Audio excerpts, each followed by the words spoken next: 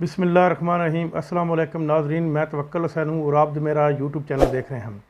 नाज़रीन, मैंने आज एक दिन पहले आपको एक व्लॉग में बता दिया था कि आज़ाद कश्मीर के इलेक्शन में पाकिस्तान तहरीक-ए-इंसाफ तकरीबन 2/3 अक्सरियत से जीतेगी और दूसरे नंबर पर पीपल्स पार्टी आएगी।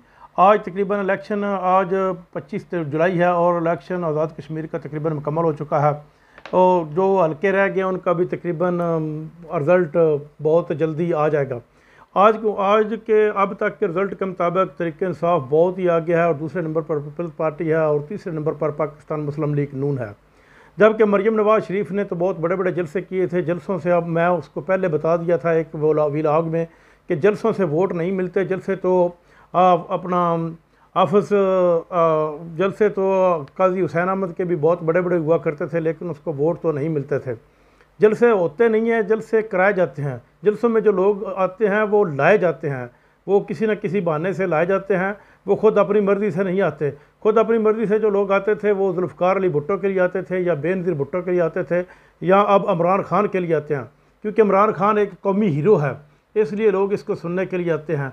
अब लेकिन जो आज़ाद कश्मीर में मुस्लिम लीग नून को जो शिकस्त हुई है वो राजा फ़रूक हैदर की वजह से हुई है, क्योंकि पिछले 5 साल में वहाँ पर हुकूमत जो है पाकिस्तान मुस्लिम लीग नून की थी और उसका वज़ीर-ए-आज़म राजा फ़रूक हैदर साहब थे। लेकिन राजा फ़रूक हैदर ने 5 सालों में बग़ैर करप्शन के वहाँ पर कुछ भी नहीं किया। आज उसको वाज़े मुस्लिम लीग नून को शिकस्त होगी। मैंने पिछले व्लॉग में आपको बता दिया था कि आज़ाद कश्मीर के में तकरीबन पीपल्स पार्टी के दौर में, जब इससे पहले नून लीग के दौर से पहले जो पीपल्स पार्टी का दौर था 2008 से लेकर 13 तक जो पाकिस्तान में हुकूमत थी, उस वक़्त आज़ाद कश्मीर में भी हुकूमत पीपल्स पार्टी की बनी थी, तो वहाँ पर पीपल्स पार्टी ने काम किए थे। लेकिन नून लीग ने पिछले 5 साल दौर में बिल्कुल काम नहीं किया। सिर्फ इस राजा फ़रूक हैदर ने अपने महलात बनाए हैं और गैर मुल्क में प्रॉपर्टी बनाई है। इवन कि इसने अपने तमाम वज़रा को भी बहुत ज़्यादा ही नवाजा है। इसने आप यूँ कह लीजिए कि पूरे आज़ाद कश्मीर में एक ईंट तक नहीं लाई। और इसके अलावा अगर अस्पतालों की हालत देख लें, और इसी की वजह यह बनी है कि ये वहाँ पर अब इबरतनाक शिकस्त इसको हुई है। अब तक के रिज़ल्ट के मुताबिक तकरीबन 24 नशिस्तें जो हैं वो पाकिस्तान तहरीक-ए-इंसाफ हासिल कर चुकी है और 10 नशिस्तों पर पीपल्स पार्टी को जीत मिली है, पीपल्स पार्टी की अक्सरियत हुई है और तकरीबन 6 से 7 नशिस्तें जो है मुस्लिम लीग नून को मिली हैं। ये इसकी नाकामी की सबसे बड़ी वजह जो है वो राजा फ़रूक हैदर बना है।